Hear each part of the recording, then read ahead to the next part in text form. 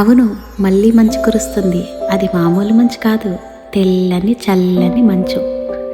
అది అలా కురుస్తుంటే మనసు మంచులా కరుగుతుంది. ఆకాశం అందమైన తేలికైన అక్షంతలు వేసి దీవిస్తున్నట్లుగా, అందమైన ప్రకృతి తెల్లని చీర కట్టుకున్నట్టుగా, అద్భుతంగా కంటికి రుచికరమైన ఆహారం పెట్టినట్టుగా, మనశ్శాంతికి మరింత శాంతి చేకూర్చినట్టుగా, మధురమైన సంగీతం మౌనంగా వినిపిస్తున్నట్లుగా, సెలయేళ్ళు స్లో మోషన్లో ప్రవహిస్తున్నట్లుగా, ఆహ్లాదమైన సాయంకాలం అల్లరి చేసి అలసిపోయి అమ్మఒడిలో ఆదమరిచి హాయిగా నిద్రపోయినప్పుడు కరిగిపోయిన నీరసంలో వచ్చిన సుఖంలాగా, తడపకుండా తడుపుతూ వణికిస్తూ ఆనందాన్ని పంచుతున్న మంచిది. మామూలు మంచి కాదుగా.